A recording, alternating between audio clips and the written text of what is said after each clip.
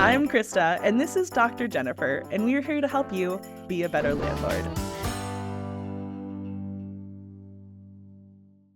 Now, vibes are high. I've had the pleasure of talking to Jen, as I am allowed to call her, many times. She is a hoot. But Jen, if people haven't heard of you, could you tell us a little bit about who you are and what you do? Who I am. Oh, that's a loaded question there, Krista. So who I am. I am a fierce nerd. I love critical thinking and intellectual stuff. I love it when people come out of left field and make me think about different things. I am military trained. I went to the U.S. Naval Academy, and so did my sister. I graduated and ended up on a aircraft carrier as a nuclear propulsion engineer, and I have an analytical skill set, which just means I am detail oriented. I can't not see it, and so numbers are my forte. So I started a podcast called My Life as a Landlord that's all about self-managing rentals on both the US and the Canadian side and how to do it remotely. And again, I'm a puzzler, and that's all that business is, and that's all that real estate is. And not that you can ever solve the puzzle completely, because even if you solve it today, in 5 minutes, it will change. So that's who I am. I'm a great big nerd, and I love teaching folks about how to be better landlords and how to be great at business and how not to be afraid of things, because things are going to happen and you just have to prepare for them knowing they're going to happen. Absolutely. Well said. I love your passion for education. It very much aligns with my own. So we will remind you to do this before the end of the podcast episode, but please do check out My Life as a Landlord. There is just a wealth of resources waiting for you to discover. But before we hop into all of that, you mentioned a bit about your real estate background. Give us the full scoop. How did you get started, and where are you now in your real estate journey? I met my husband on Maui. My mom was a programmer here for the telescopes. And so that's how I ended up on Maui. And I met my husband. He was actually a landowner here, but he's Canadian. So he had come to Maui to buy some land and try to develop it. And I met him because we have a mutual friend, and we were both in Rotary, right? Rotary International. And I just was intrigued by this person, and we got married, and instantly we had an immigration nightmare, exactly the way that you can imagine, where he wasn't allowed to come into the US for 2.5 years. That was exactly when the housing crisis was happening, 2008, 9, 10. That was exactly when it was. He and I both lost houses because of that. And I retreated up to Canada with him. And while I was waiting for my immigration status in Canada, and along the way, he was trying to build a house. That was the only thing he could do.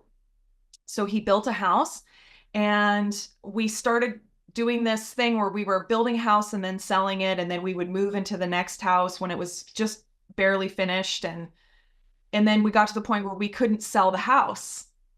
The market changed, and it was like, oh my gosh, what are we going to do? And so he ended up starting to build a second house.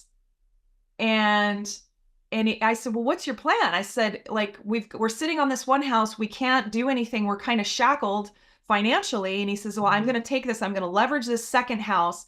And when I get it to lock up, meaning the roof is on, the windows are in, and you're able to actually lock the doors and enclose the inside.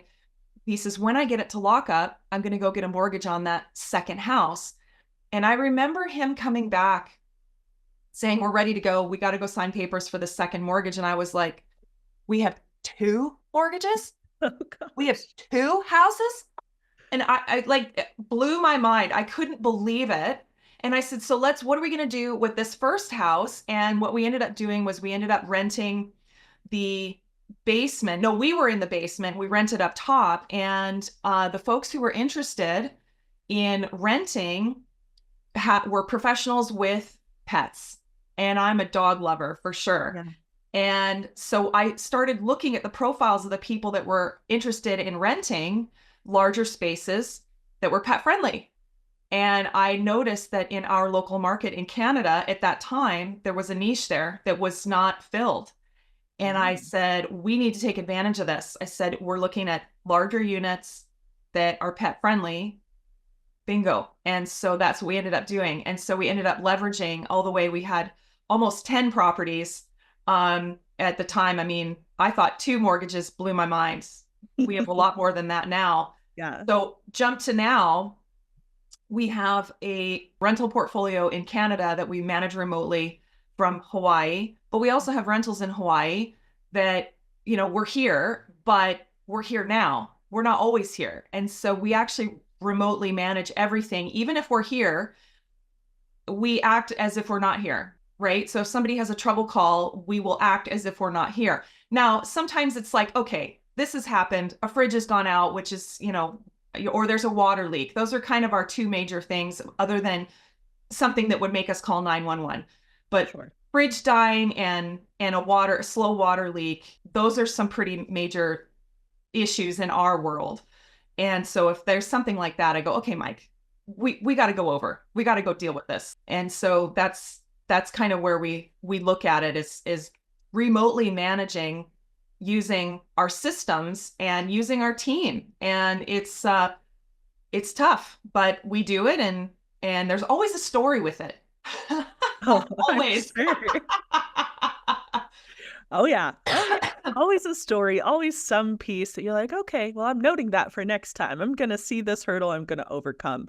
Right. And I think that is one of the things that impresses me the most about you, is just your ability to kind of go on the fly. You've developed such good systems, which I'm going to ask you about a little bit later. Sure.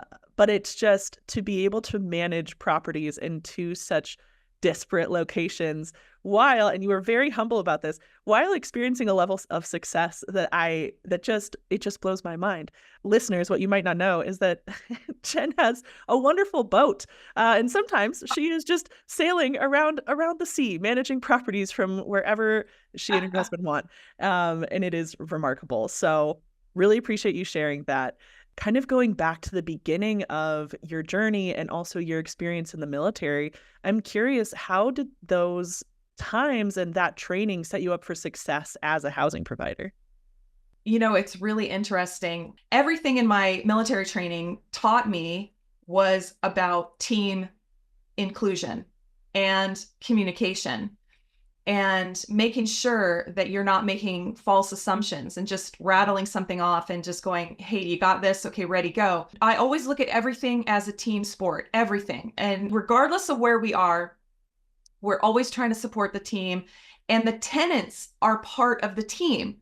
And I think that's a little bit of a different perspective that a lot of landlords look at. My husband and I look at, we look at an asset that the tenant is part of the asset.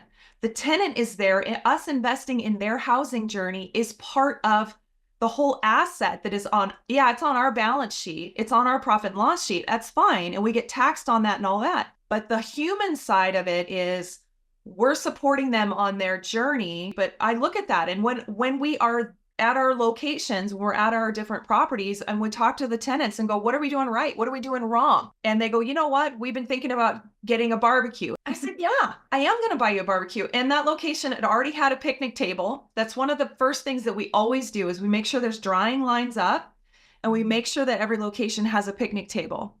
And it's always inviting people to have a community space outside of their unit. We try to always think of that and go, how can we enhance this community? How can we make this better? If I lived at this property, which we've lived at many of them, what would I want?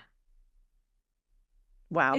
It's simple. It really is that simple. It's simple, but so effective. And I think really building in that community aspect to every property that you can is remarkable. I think that creates a really inviting atmosphere and hopefully encourages higher tenant retention.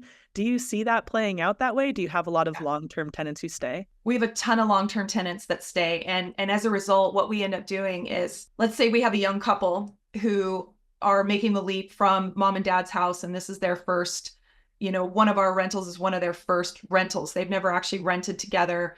And typically when we do that, we'll have a local co-signer. And so one of their mom and dads are on the lease with them. Then, we kind of plot along. Well, we know naturally that as they progress, they may get married. They may end up having a baby. They may want a pet. They may want this. They may want that. And so naturally looking, if we're starting to forecast a year or two out, the chances of them wanting a bigger unit and or a unit with a bathtub or a shower, not just a shower, but a bath shower, that they might have a spot to bath the dog or the baby. Like, this is natural progression for us. And so we just go, you know what? If they tell us, hey, we're getting married, or hey, Ashley's pregnant, fantastic. That tells us two things. One, in whatever time frame they are, she's going to get usually angrier as she becomes more uncomfortable. And typically the pregnant gals take it out on us. And that's fine because the team knows this. And I'll say, look, guys, I said, we got to try to send them a little gift and say, we have angry pregnant lady coming up here very soon in this unit. And, and unfortunately she's uncomfortable. I get it. But on the flip side, we know that if we have a vacancy in a 2-bedroom unit with a bathtub, we can offer it to them. And so we'll go back to them and say, okay, we're going to automatically put you on the wait list for an upcoming 2-bedroom unit. Like, we're automatically going to do that. You can turn it down if you want, because it will very likely be more money. But we're going to support them along their journey. Most of the time we lose people because they bought a house. Wow. So I am curious about how you've navigated obstacles, whether that was at the very beginning of your rental journey or something that might have popped up more recently. So the biggest obstacle to overcome, I would say, is that as a new landlord who's unsure of all this, you want to believe everybody at face value. You want to believe them. You want to believe that what they're telling you is true. For me, my bullcrap meter goes from 0 to high in 1 second. And so I appreciate what people put on their applications and what they email me. I do not believe anybody at all until I prove it. And so the biggest obstacle overcome is, how do I prove the truth? Right? Because I've got rentals all over the place. And so it's like, okay, well, in British Columbia, how do I prove somebody's criminal record or civil record? How do I see if they've had an eviction or not? Because they're telling me they don't have an eviction, but if I check the civil records, I can see a writ of possession, meaning they have had an eviction, which tells me lying. Yeah. Huge red flags. And usually if I find one red flag, there's many others. Like, why would they even have one? Why? Right? And so this is where people are scared to death in the whole tenant screening process of, I want them to be right. I want the perfect tenant to be in. I want it to be this rose-colored glasses application. And then it doesn't normally work out like that until you prove the truth. And so that's the biggest obstacle for me, is in these different locations that people are approaching. And I laugh because I'm on all the social media groups that you can find about landlording. I'm on all of them, and I read a lot, and everybody, you can tell a new landlord because they are looking for the "where do we screen tenant" button, right? And there are places like TurboTenant that do an amazing job. For me, even when I use TurboTenant, I still go back and I check the local court records just to make sure I don't get a fox in the hen house. Every time. I would rather wait months, if needed, to get the right tenant in than get a wrong tenant in quickly and have a nightmare.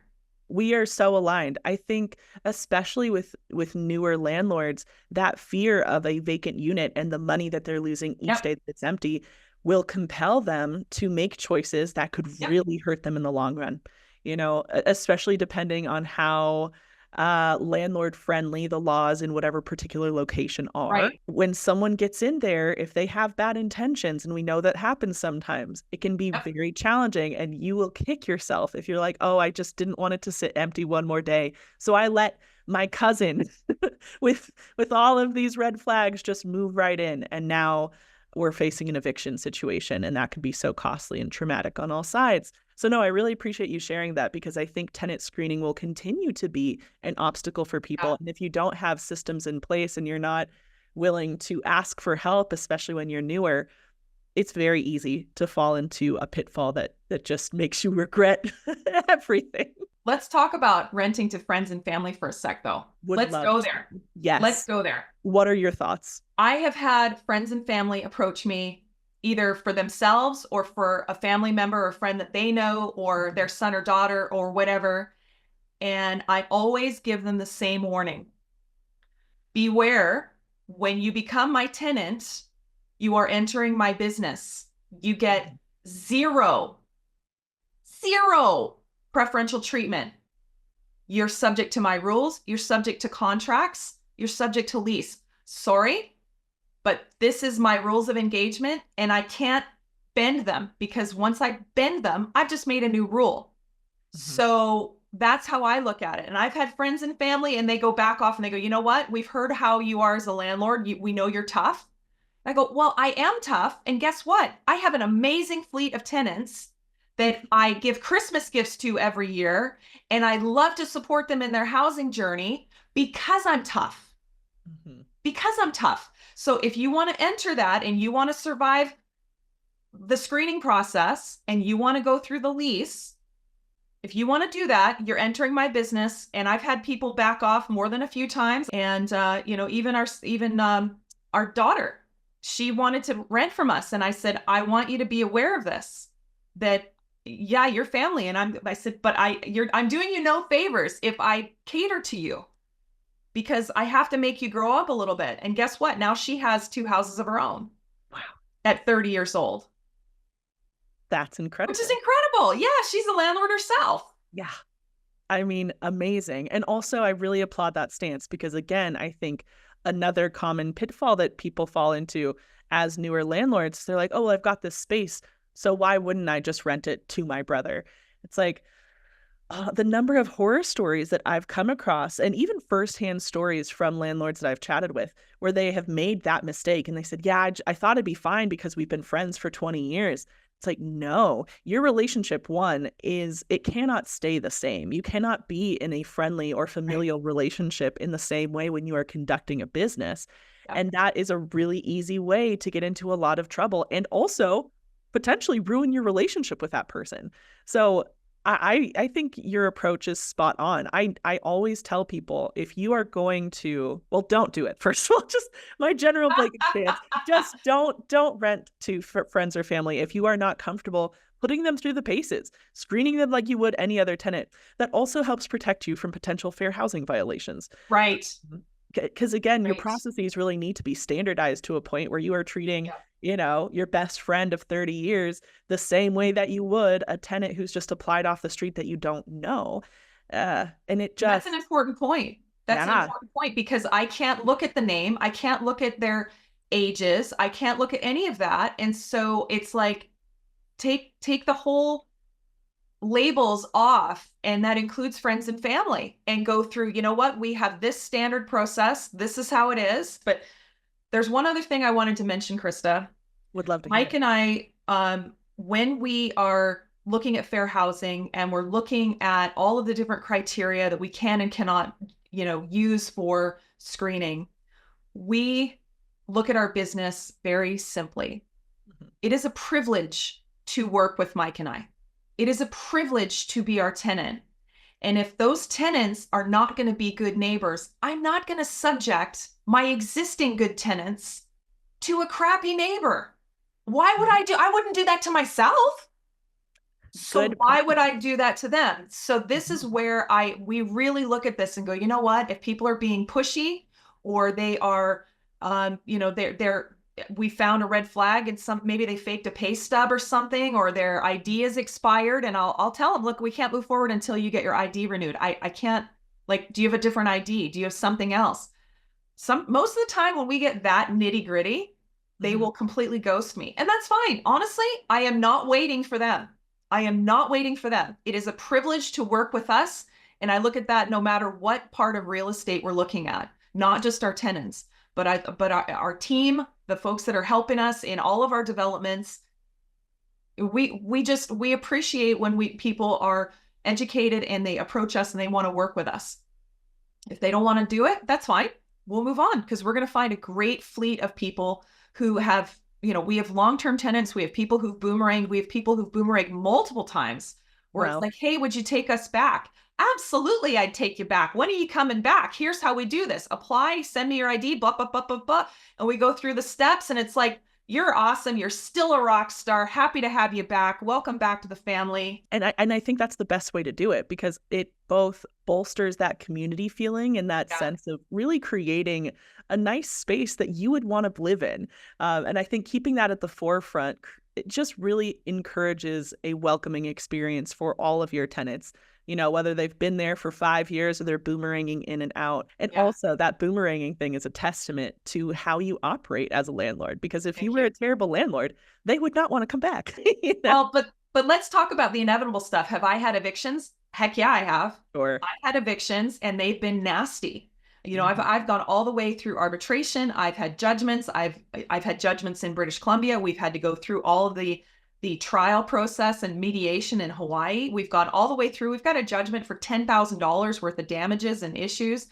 But in Hawaii, Mike and I, we looked at each other and we said, so we have this piece of paper from the judge that says that we are allowed to collect $10,000 from these tenants. Now, we'd already gotten the unit back, which the goal in any eviction is an empty unit. The goal in any eviction is a unit back. We have the unit back. Now we had this eviction or this judgment for damages. And so Mike and I went through this and we said, look, so we can spend more money, more time, more stress hiring a bailiff, hiring a collection agency to get the money back.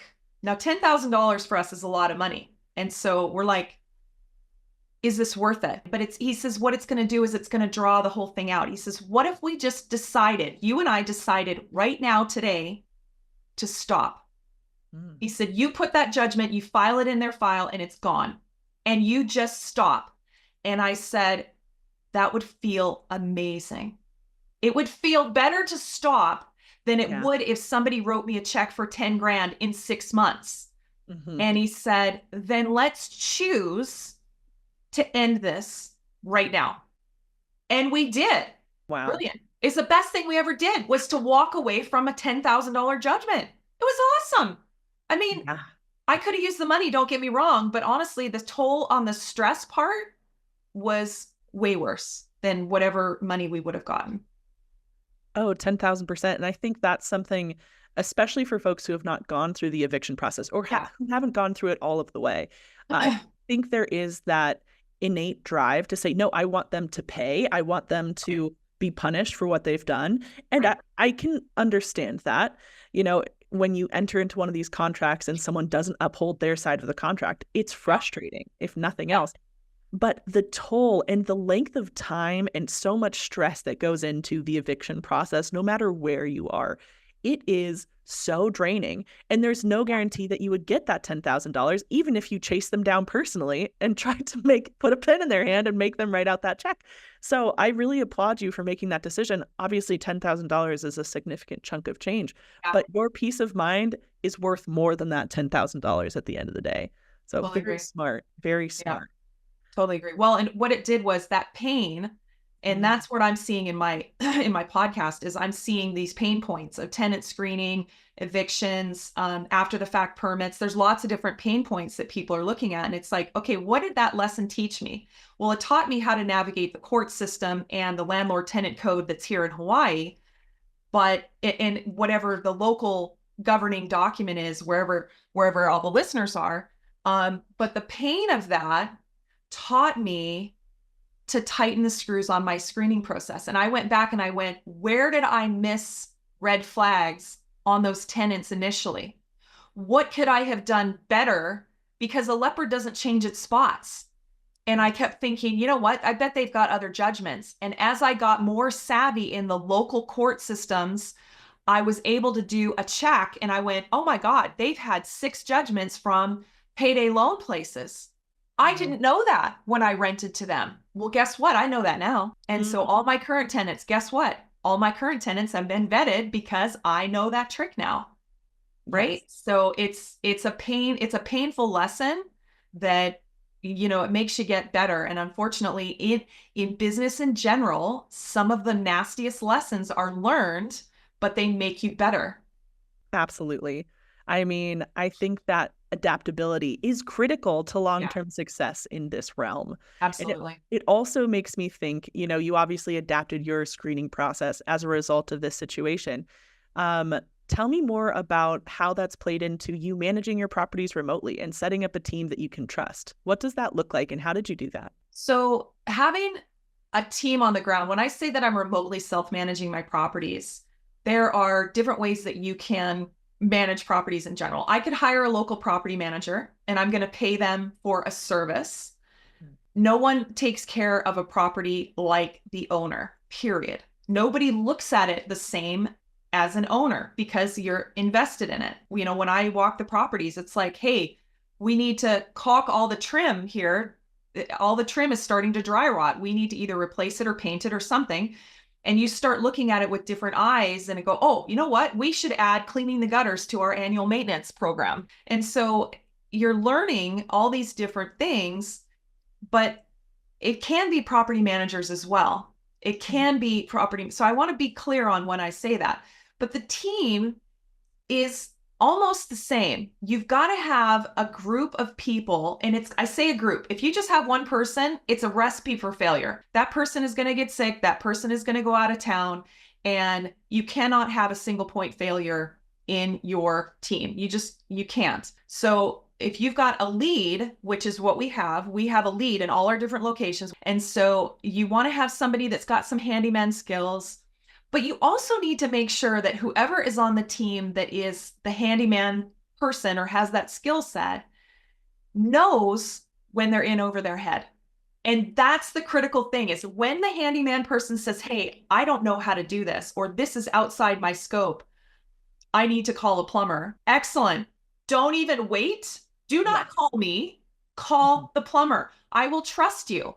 And this is where we've had years of experience with our team, specifically in Canada, and our team here in Hawaii. We're getting more and more versed here. But this is where it's like, you know what, guys? If you think you need a plumber or you think you need an electrician, make it so. So the tenant does what? The tenant will report it to either the manager or whoever is we call them anchor tenants. Every property has an anchor tenant, which is sort of a lead, a mama or a papa bear. And it's just like, hey, this is happening. I don't know what to do. And somehow, some way, the team will get alerted that there's a problem. That really connects back to the adaptability that I think folks need to be really successful in this business, and that you have really created within your teams, because now, okay, you've learned this lesson now, and it helps the entire team be nimble enough to continue navigating these obstacles that you couldn't predict would pop up. Right?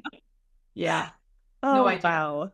Oh, wow. Okay. Well, Jen, you have just been so wonderful, as always. Could you tell people where to find you if they want to learn more about you and from you, which everyone should do, by the way? Oh, thank you. Thank you. Well, the website is mylifeasalandlord.com. And we are at My Life as a Landlord on Facebook, Instagram, and YouTube. And of course, the podcast is My Life as a Landlord on all podcast platforms. Yeah. So please go check out Jen. Again, her website is mylifeasalandlord.com. You can find her across all socials with that handle, and we will link them down below as well. She's also graciously offered a free downloadable bingo chart so that you can play and learn at the same time. Jen, thank you so much for your expertise. Everyone listening, remember to comment down below if you have any questions or if you just like to say hi. Don't forget to like this video and subscribe so you never miss an episode.